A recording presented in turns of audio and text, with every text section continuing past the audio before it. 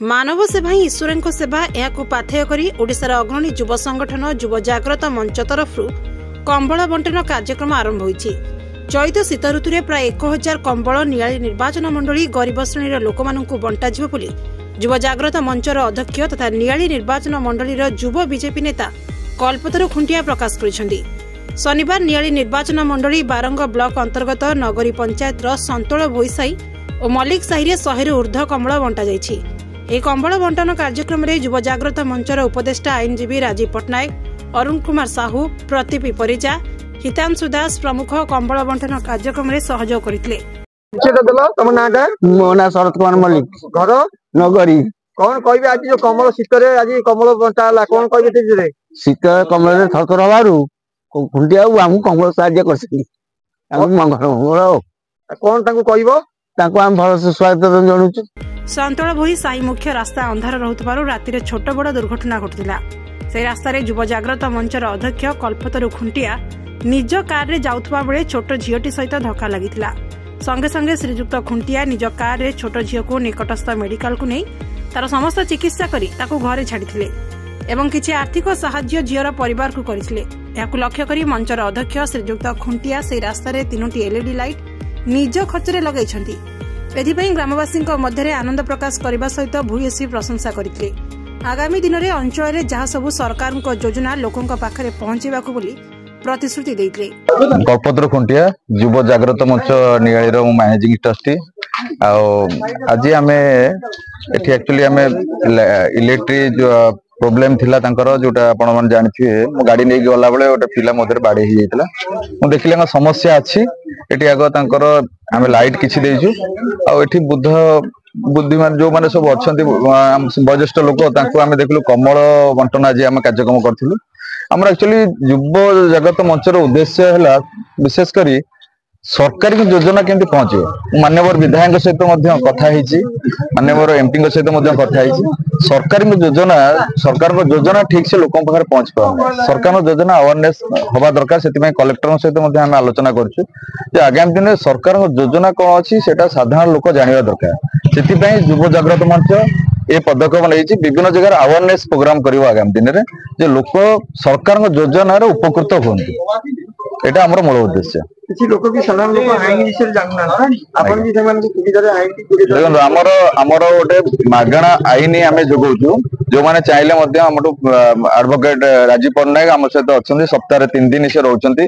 Doctor Jayashree Mahapatra मध्ये अछंती। सी मध्ये सप्ताह रे 2 दिन आसी परिबे।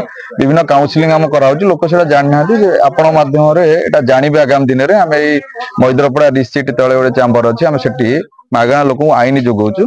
सहित विभिन्न कार्यक्रम लोकों समस्या नहीं कि आम यहाँ नियाली भितर गुड़े बहुत गुड़े ऑर्गेनाइजेशन आम सहित अटैचमेंट एवं आम ए कम। मो ना हूँ धरणीधर भई संतोल ग्राम घर। आज जो शीत वस्त्र बंटन करागला गाँव जाऊ अशेष अशेष धन्यवाद देवी। आमर जो युव जागृत मंच नियाली कटक ओडिशार आमर जी अच्छा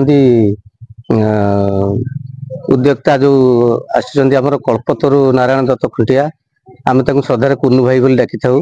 सी जाऊ आम नगरी पंचायत जड़े पिला मध्य खुशी लगिला जाऊ तांकर त्याग तांकर जो लोक जनसेवा प्रति जमी गोपबंधुकर थिला मो जीवन पछे आज्ञा जो गोपबंधु जमी पर उपकार करी जो लोक मान साहाय्य सहयोग हाथ बढ़े आज कुन्नू भाई जाऊ आमको गर्व गौरव लगिला। आम अंचल पिला है से जो पदक्षेप नहीं गरीब लोक मान कि भाव साहाय्य सहयोग आज शीत वस्त्र बंटन कर कंबल आज जो हाड़ भंगा शीत लोक बुढ़ा बुढ़ी मैंने जो भाई अवस्था अच्छा से आज जो भाई कंबल प्रदान कर प्रशंसनीय किसी ना बहुत खुशी लगिला गर्व लगुच। जहाँ सी जड़े युव नेता एवं युवक मानकर आदर्श होगी आज समाज को आसी।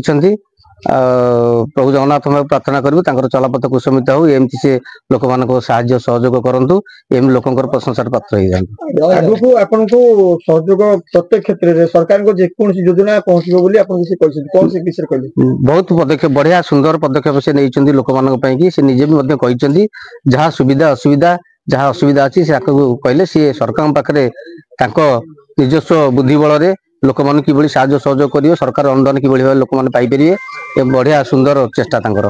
ଆଜ୍ଞା ପରିଚୟ ମୋ ନାଁ ଭବାନୀ ଘର ଗ୍ରାମ ସନ୍ତଳ। ଗୋଟେ ଆପଣଙ୍କର କିଛି ମାନେ ଝିଅର ଧକ୍କା ହେଇଥିଲା ଗାଡିରେ, କଣ ସେ ବିଷୟରେ କହିବେ? ସେ ଆମର ସେ ବାଟ ସବୁ ସଂକୀର୍ଣ୍ଣ ରୋଡ ଅଛି, ତେଣୁ ଗାଡି ଡବଲ ଗାଡି ଯିବା ପାଇଁ ଟିକେ ଅସୁବିଧା, ତେଣୁ ଝିଅ ସନ୍ଧ୍ୟା ବେଳେ ଫେରୁଥିଲେ, ଜଷ୍ଟ ଗାଡି ଅନ୍ଧାର ଯୋଗୁ ବାଡେଇ ହେଇକି ତା ଆଖିଟା ଇଏ ହେଇଯାଇଛି। ବର୍ତ୍ତମାନ ସେ ବିଷୟରେ ବର୍ତ୍ତମାନ ଆସିଥିଲେ ଆପଣଙ୍କର ଯିଏ କଳ୍ପତରୁ ବାବୁ, ସେ ବିଷୟରେ ଆପଣଙ୍କ ପଦକ୍ଷେପ? ନାଇଁ ସେ ପଦକ୍ଷେପ ଠିକ ନେଇଛନ୍ତି। ତାପରେ ଛୁଆକୁ ନେଇକି ମେଡିକାଲ ଦେଖେଇ ତାପରେ ସବୁ ଟ୍ରିଟମେଣ୍ଟ ବି ସୁଚାରୁ ରୂପରେ କରିଛନ୍ତି।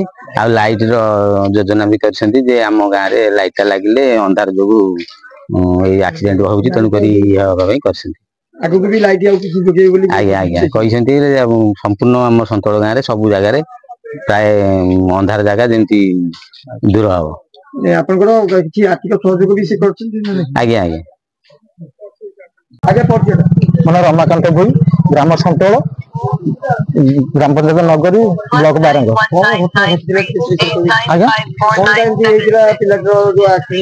ଆଜ୍ଞା ଗୋଟେ ଦୁର୍ଭାଗ୍ୟର କଥା, ସେଦିନ ଆମେ ଗୋଟେ ଭୋଜି ଥିଲା ଆମ ଗ୍ରାମରେ, ଆସିଥିଲେ ସେ ଝିଅଟି ତାଙ୍କ କାରରେ ଧୀରେ ଜଷ୍ଟ ଟିକେ ବାଡେଇ ହେଇଗଲେ। କିନ୍ତୁ ଯାହା ଆମ ସୌଭାଗ୍ୟର କଥା, ତାଙ୍କର ଅବଦାନ ଆମ ପାଇଁ ବହୁତ ରହିଲା। ସେ ଲାଇଟ ବ୍ୟବସ୍ଥା ବି କରିଦେଇଛନ୍ତି। ଯେମିତି ଗୋଟେ କଥାରେ ଅଛି, ବାୟୁମଣ୍ଡି ଯେମିତି ବରକତ କେଶରୀଙ୍କ ଆଗରେ ପଡିବାରୁ ଆଜି ବାୟୁମଣ୍ଡି ମାର୍ଗ ହେଇଛି, ଯାହା ସେ ଝିଅଟିର ଅବଦାନ ସକାଶେ ଜାଣ ଆମ ସନ୍ତଳ ଗାଁ ଆଜି ଉଜ୍ଜଳିତ ହେଇଛି। ଆଉ କୁନୁ ବାବୁଙ୍କ ଉଦ୍ଦେଶ୍ୟରେ ଆମେ ସେଇ ଜଗନ୍ନାଥଙ୍କୁ ପ୍ରାର୍ଥନା କରୁଛୁ, ସେଇ ପ୍ରଭୁ ଜଗନ୍ନାଥ ତାଙ୍କର ସର୍ବାରିଷ୍ଟ ଗଣନ କରି ସର୍ବଶ୍ରୀ କାଳ ମଙ୍ଗଳ ବିଧାନ ତାଙ୍କ ତଲାପତି କୁସୁମିତ କରନ୍ତୁ, ଏତିକି ପ୍ରଭୁ ଜଗନ୍ନାଥ ପାଖରେ ଆମର ପ୍ରାର୍ଥନା। ଝିଅଟିର ଯେତେବେଳେ ଧକ୍କା ହେଲା, ସେ ବର୍ତ୍ତମାନ ଦେଖନ୍ତୁ ଧକ୍କା ହେଲା ପରେ ସବୁ ପଳାନ୍ତି। ଆଜ୍ଞା ନାଇଁ କଣ ସବୁ ଟ୍ରିଟମେଣ୍ଟ କରିଥିଲେ?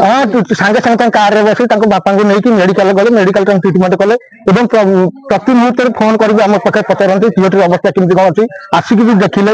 ଏବେ ବି ପର୍ଯ୍ୟନ୍ତ ତାଙ୍କ ସହିତ ତାଙ୍କ ସମ୍ପର୍କରେ ଅଛନ୍ତି, ଝିଅଟି କିଭଳି ସୁସ୍ଥ ଅଛି କଣ ଅଛି ସେ ବିଷୟରେ ତାଙ୍କର ଚାଲିଛି। ତାଙ୍କର ସରକାରଙ୍କର ଉଜ୍ଜଳୀକରଣ ଯୋଜନା ଥିଲା ବେଳେ ନିଜସ୍ୱ ହାତରୁ ଖର୍ଚ୍ଚ କରି ସେ ବର୍ତ୍ତମାନ ଆପଣଙ୍କୁ ବହୁତ ଧନ୍ୟବାଦ। ଆମେ ଖାଲି ସେ ଜଗନ୍ନାଥଙ୍କୁ ପ୍ରାର୍ଥନା କରୁ ତାଙ୍କ ଚଲାପତି କୁସୁମିତ ହଉ, ଯାହା ହଉଛି ଆମ ପାଇଁ ଏତେ ଅବଦାନ କଲେ। ଏତେ ବଡ ହାଡଭଣ୍ଡା ଶୀତରେ ଆମକୁ ଆସିକି ସନ୍ତଳ ଗ୍ରାମରେ ପହଞ୍ଚି ମା ସାର୍ବଜନିକ ପୀଠସ୍ଥଳରେ ବୃଦ୍ଧ ବୃଦ୍ଧାଙ୍କୁ ତଥା ଗ୍ରାମବାସୀଙ୍କୁ ହରିଜନ ଜାତିର ସମସ୍ତଙ୍କୁ ଯୋଉ କମ୍ବଳ ବାଣ୍ଟିଲେ, ତାଙ୍କ ପାଖରେ ଆମେ ଚିର ଋଣୀ। ଯାହା ତାଙ୍କର ଭଗବାନ ମଙ୍ଗଳ କରନ୍ତୁ। କଟକ ଜିଲ୍ଲା ବାରଙ୍ଗରୁ ପ୍ରକାଶ କୁମାର ଭୋଇଙ୍କ ରିପୋର୍ଟ, ଓଡ଼ିଶ୍ରୀ ଖବର।